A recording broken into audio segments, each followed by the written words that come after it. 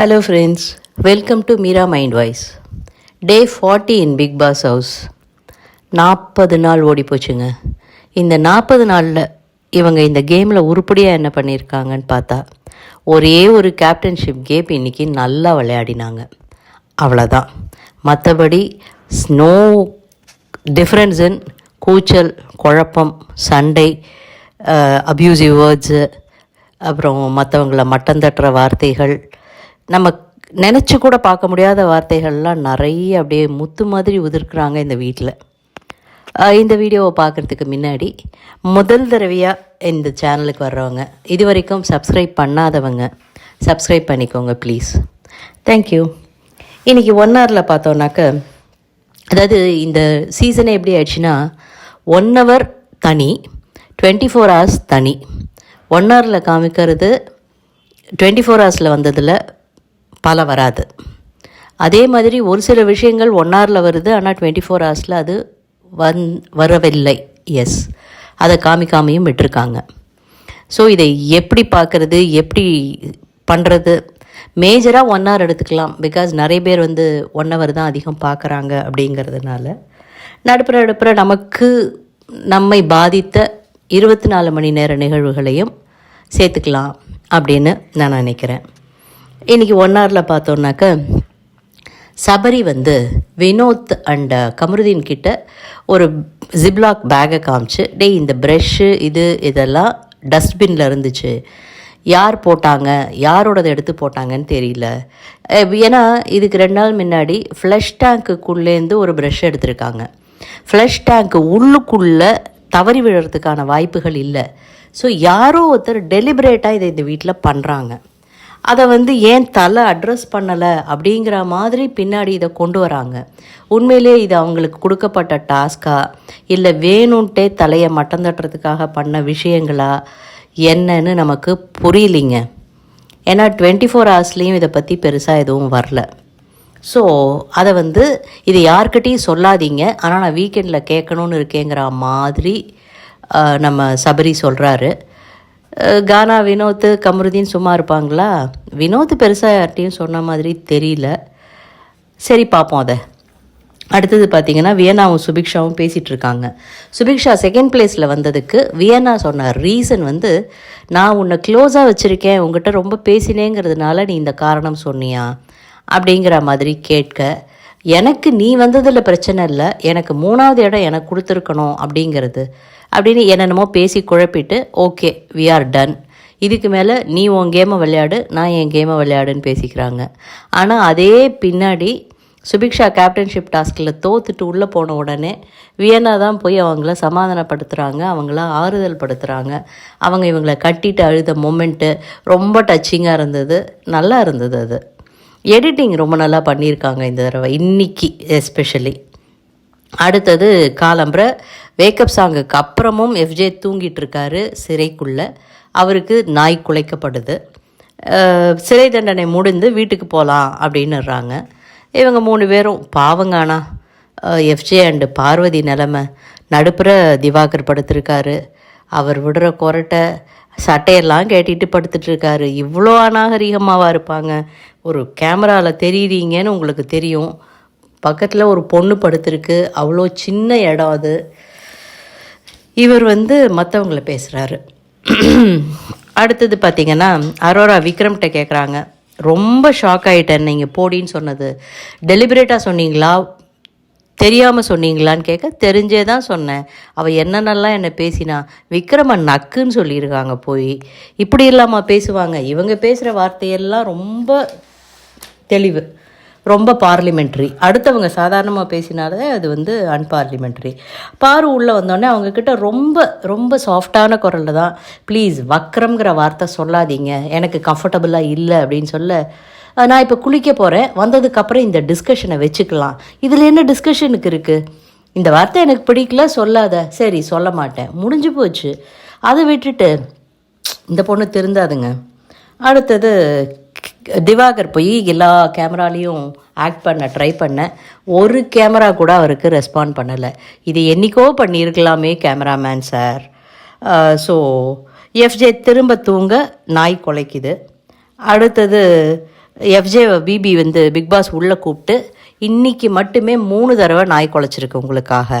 So இன்றைக்கி நாள் முடிகிற வரைக்கும், அடுத்த அனௌன்ஸ்மெண்ட் நான் சொல்கிற வரைக்கும் நீங்கள் உட்காரக்கூடாது, தூங்கக்கூடாது, நின்றுக்கிட்டே தான் இருக்கணும். ஸோ பிக் பாஸுக்கு தெரிஞ்சிருக்கு ஒரு சிலர் நின்று கொண்டேவும் தூங்குவார்கள் என்று. நல்ல பஞ்சு, நின்று கொண்டே இருக்கணும் அப்படின்னு சொல்லிட்டாரு. அடுத்தது பெஸ்ட் பெர்ஃபார்மன்ஸ் யார் அப்படின்னு கேட்குறாங்க.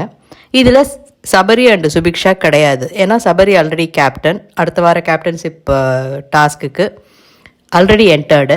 சுபிக்ஷா வந்து கேம் முடிஞ்ச உடனேயே உங்கள் இதுலேருந்து யாராவது ஒருத்தரை நாமினேட் பண்ணுங்கன்னதில் சுபிக்ஷா நாமினேட்டடுங்கிறதுனால இவங்க 2 பேர் தவிர மற்றவங்கள சொல்லணும் அப்படின்ட்டாங்க. ஒவ்வொருத்தர் ஒவ்வொரு ரீசன் சொல்கிறாங்க. எண்ட் ஆஃப் த டே வினோத்தும் எஃப்ஜேவும் நல்ல கேப்டன்சின்னுட்டு வின் பண்ணுறாங்க. இந்த இடத்துல அரோரா நல்லா விளையாடினாங்கன்னு சொன்னது பார்வை, ஓகேவா? அதே சமயம் ஒர்ஸ்ட் பர்ஃபார்மன்ஸு அடுத்தது அதில் பார்த்தோன்னாக்க பாரு, திவாகர் 2 பேரும் 4 வாரம் முன்னாடி நடந்ததுலேருந்து எடுத்து ஆரம்பித்து அவங்க அப்படி பண்ணாங்க இப்படி பண்ணாங்கன்னு ஆஸ் யூஷுவல் மேக்ஸிமம் டைம் எடுத்துக்கிட்டு பொறுமையாக விஜய் சேதுபதி ஒரு தடவை சொன்னார் பாருக்கிட்ட, உங்களுடைய பர்சனல் கிரட்ஜை அப்புறம் பார்த்துப்போம், இந்த டாஸ்க்கை பற்றி மட்டும் பேசுங்கன்னுட்டு. அவங்களுடைய பர்சனல் கிரட்ஜ் எல்லாத்தையும் யார் யாரெல்லாம் அவங்களுக்கு இது பண்ணினாங்க. இதில் ஆப்வியஸாக எல்லாருக்குமே தெரியுங்க விக்ரமும் கனியும் வருவாங்கன்னுட்டு. பிகாஸ் நேத்திக்கு அப்படி ஒரு டாஸ்க் பண்ணி இவங்களை அத்தனை பேரையும் ரேங்கிங் பண்ணியிருக்காங்க. அந்த ரேங்கிங்கில் மோர் தென் 70% பீப்புளுக்கு இஷ்டமே இல்லை. அதாவது 14ல் ஒரு 4-5 பேர் ஒத்துக்கிட்டாங்களே தவிர மிச்சம் 10 பேருக்கு தே ஆர் எகெயின்ஸ்ட். அதனால் கனி விக்ரம் கட்டாயம் வருவாங்கன்னு தெரியும். ஆனால் இதில் ஒரு ட்விஸ்ட் என்னாச்சுன்னா, திவாகருக்கு 11 ஓட்டு, கனி அண்டு விக்ரமுக்கு 7 ஓட்டு தான் விழுந்திருந்தது டிவைட் ஆகி. ஸோ 2 பேரில் யாருன்னு கேட்க ஃபஸ்ட்டு சொன்னது சபரி. கனி, விக்ரமா கனியான்னு கேட்டேன்னா நான் கனியை தான் சொல்லுவேன் அப்படின்னுட்டு திரும்ப அவங்க 2 பேரையும் நிற்க வச்சு எகெயின் ஓட்டிங். இதில் உடனே பாருன்னு சொன்னாங்க 3 பேரையும் அனுப்புங்க, ஏன்னா விக்ரமா கனியான்னு கேட்டால் ஒத்தங்க தப்பிச்சிடுவாங்களே. நாங்கள் 3 பேர் நேற்றுக்கு நைட்டு போனோம்ல, 3 பேரையும் அனுப்புங்கன்னு சொல்ல பிக் பாஸ் கண்டுக்கவே இல்லை. சபரி நான் என்ன சொன்னேன், 2 பேர் செலக்ட் பண்ணுங்கன்னு, 2 பேர் அப்படின்னுட்டாரு. அதில் திவாகர் அண்டு கனி உள்ளே போகிறாங்க. Everybody has to take that medicine, அதில் ஒன்றும் சந்தேகமே கிடையாது. இதில் வந்து திவாகர் அரோராவை சொல்லு, அவள் ஆபாச குறியீடு காமிச்சா என்ன பார்த்துன்னு சொல்லு நான் ஆரம்பிக்க பாரு ஆக்சுவலாக வாக் அவுட் பண்ணுறாங்க. ஆனால் அதை எங்கே எப்படி பேசணும்னு எனக்கு தெரியும் அப்படின்னுட்டு அரோரா முடிச்சுக்கிட்டாங்க.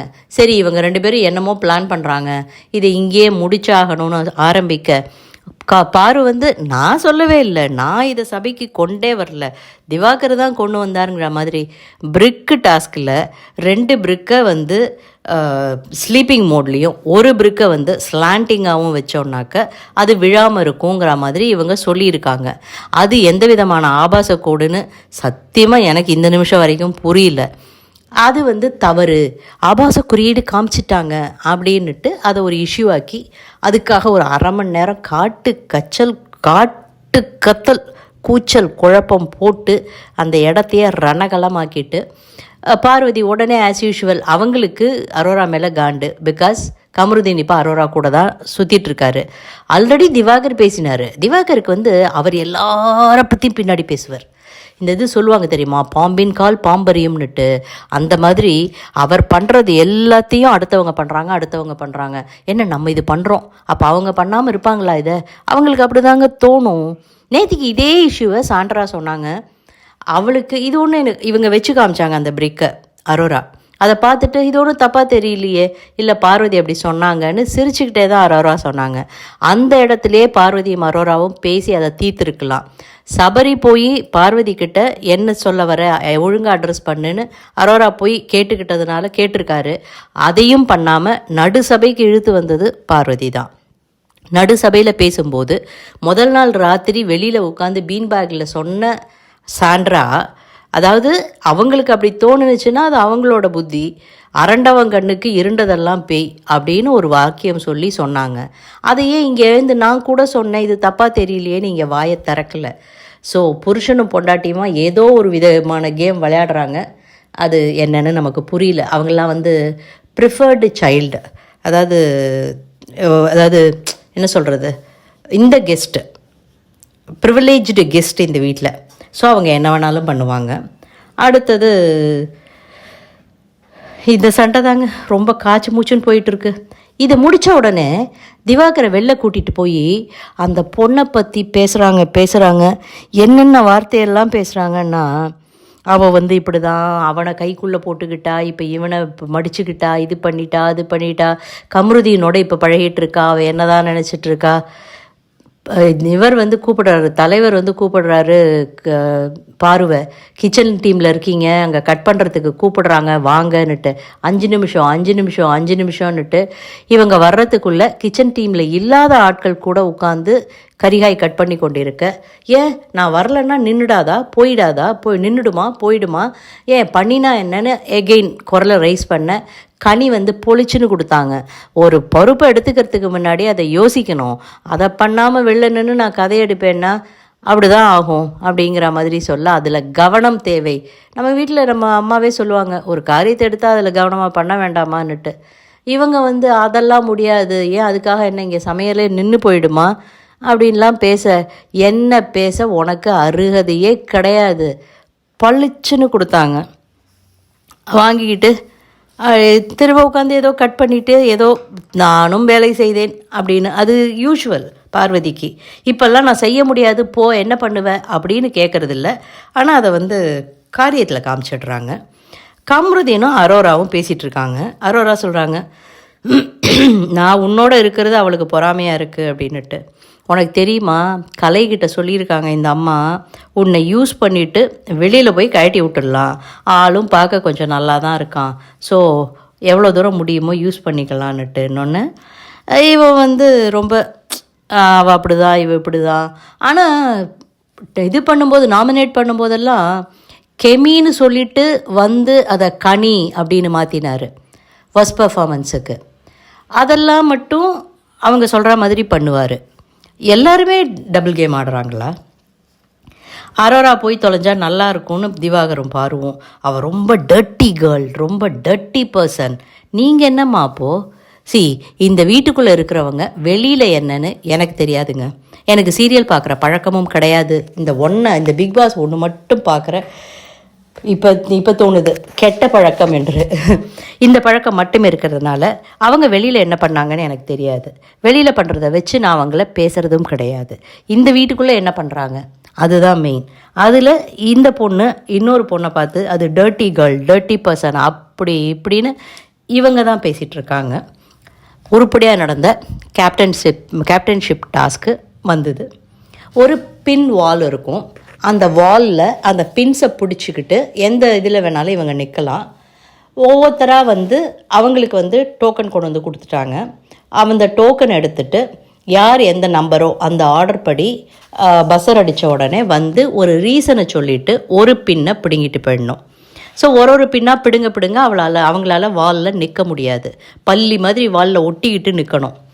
சுபிக்ஷா எக்ஸ்ட்ரீம் கார்னர், அடுத்தது எஃப்ஜே, வினோத் அண்டு இவர் சபரி இந்த மாதிரி நிற்கிறாங்க. முதல்ல தெரிஞ்சு போச்சு எஃப்ஜே சுபிக்ஷாவை கழட்டி விடுறதுக்கு நல்லா பிளான் பண்ணிட்டான்னு. பிகாஸ் நடுப்புற நிறைய பின்ஸ் இருந்தும் இந்த எண்டு பின்ஸ்லேயே நின்றுட்டு இருந்தாங்க. மேஜராக பார்த்திங்கன்னா சபரியோட பின்ஸ் நிறைய பிடுங்கப்பட்டது. ஏன்னா அவரோட கேப்டன்ஷிப் சரியில்லை, அவர் கத்துறாரு, இது பண்ணுறாரு.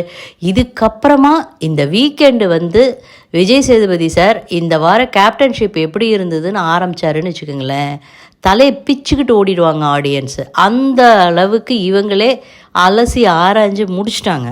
இதே மாதிரி ஃபஸ்ட்டு பர்ஃபார்மன்ஸு கேட்குறதும் வேஸ்ட்டு. இவங்க எல்லாத்தையும் இங்கேயே கொட்டி முடிச்சிட்டாங்க.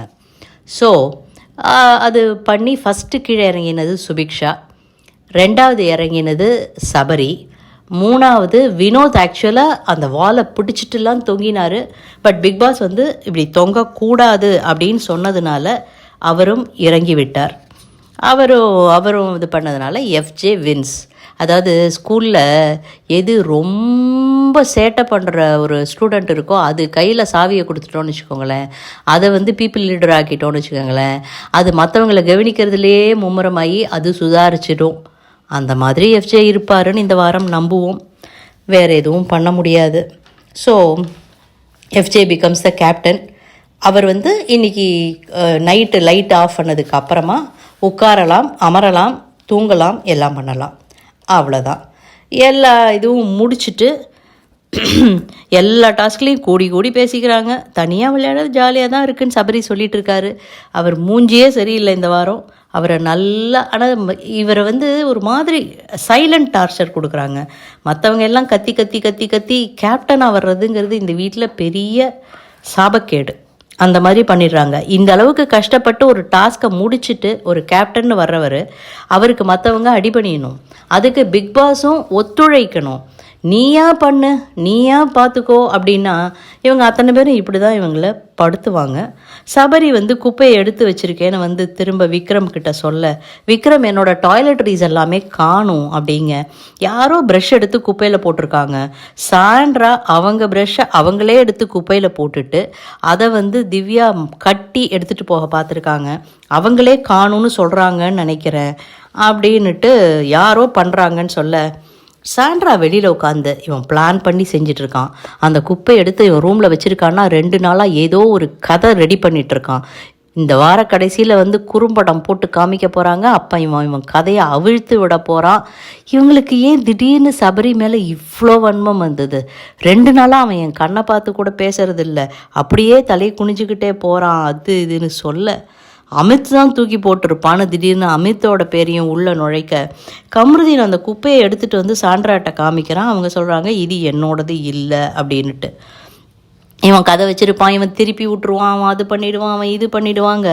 மிட் நைட்டு பார்த்தா சோஷியல் மீடியாலலாம் சொன்னாங்க மிட் நைட்டு அந்த சண்டை இன்னும் போயிட்டுருக்குன்னு. சரி என்ன தான் நடக்குது பார்ப்போமேனு போய் 24/7 பார்த்தா இந்த ப்ரெஷ்ஷு காணா போன விஷயம் ஒரு பெரிய வைரம் வீட்டில் காணா போயிட்டா மாதிரி என்னை என்னமோ பண்ணுது, இப்படி ஆறுது அப்படி ஆறுது, எனக்கு இம்மீடியட்டாக வீடியோ போட்டு காமிங்க இவ்வின்னு சாண்ட்ரா பேச, இதனுடைய முழு கதையும் நமக்கு தெரியாத காரணத்தால் இது என்னது சில்லி மேட்டர் போயிட்டுருக்கு. ஒரு ப்ரெஷ்ஷு காணா போச்சு, இல்லை ஒரு ப்ரெஷ்ஷை யூஸ் பண்ணிட்டு கூட தூக்கி போட்டிருப்பாங்க.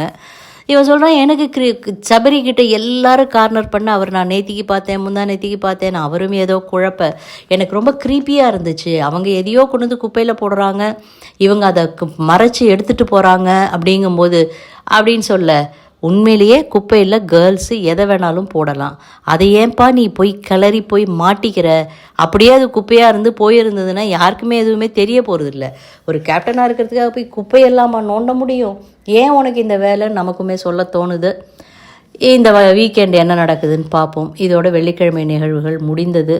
ப்ரஷ்ஷில் ஆரம்பித்த எபிசோடை ப்ரஷ்ஷிலேயே கொண்டு வந்து முடித்தாங்க. ஸோ அதே மாதிரி சுபிக்ஷாவும் வியன்னாவும் சண்டை போட்ட மூமெண்ட்டை சுபிக்ஷா ஃபஸ்ட்டு இறங்கி போன உடனே பாத்ரூமில் உட்காந்து அழுது கொண்டு இருக்க வியன்னா தான் போய் அவங்களை சப்போர்ட் பண்ணாங்க. அதுக்கப்புறமா பார்த்தா விக்ரம் வந்து சொல்கிறாரு, இந்த வீட்டில் தலையாக இருக்கணும்னா ஒன்று உண்மையிலே இந்த பொண்ணு வந்தால் நல்லா இருக்கணும்னு நினைக்கிற ஒரு கும்பல் வேணும், அல்லது உனக்குன்னு ஒரு சப்போர்ட் இருந்தால் தான் நீ தலையாக நீடிக்க முடியும். தனித்து நிற்கிறவங்களால பண்ண முடியாது, உனக்கு அந்த கும்பல் கிடையாது. ஸோ இதனால் ஒரு பெரிய இது இல்லை, வரும் வாரங்களில் நீ பண்ணிக்கோ. இப்போ என்ன ட்ரை பண்ணுறாங்க, சுபிக்ஷாவும் விக்ரமும் ஒரு குரூப்பு, யாராவது 2 பேர் பேசினாலே இவங்களுக்கு குரூப்பு. ஆனால் இவங்க 3 பேரும் ஒன்றா வந்து ஒன்றா உட்காந்து ஒன்றா ட்ரெஸ் பண்ணிக்கிட்டு ஒன்றாவே பேசிகிட்டு இருந்தால் இவங்க குரூப் இல்லை. இந்த வார கடைசி நாளைக்கு சாட்டர்டே விஜய் சேதுபதி வந்து என்னென்னலாம் கேட்பார், இல்லை இந்த வாரம் நடந்தது அத்தனையும் திரும்ப ரீகேப் பண்ணிவிட்டு அப்படியே போயிடுவாரா? திவாகர் வெளியில் போவாரா? அவருக்கு ஏதாவது வார்னிங் அட்லீஸ்ட் கொடுக்கப்படுமா? எல்லாத்தையும் நாளை எபிசோடில் வெயிட் பண்ணி தான் பார்க்கணும். ஸோ இந்த வீடியோ உங்களுக்கு பிடிச்சிருந்ததுன்னா லைக் பண்ணுங்கள், ஷேர் பண்ணுங்கள், சப்ஸ்கிரைப் பண்ண மறக்காதீங்க. தேங்க்யூ.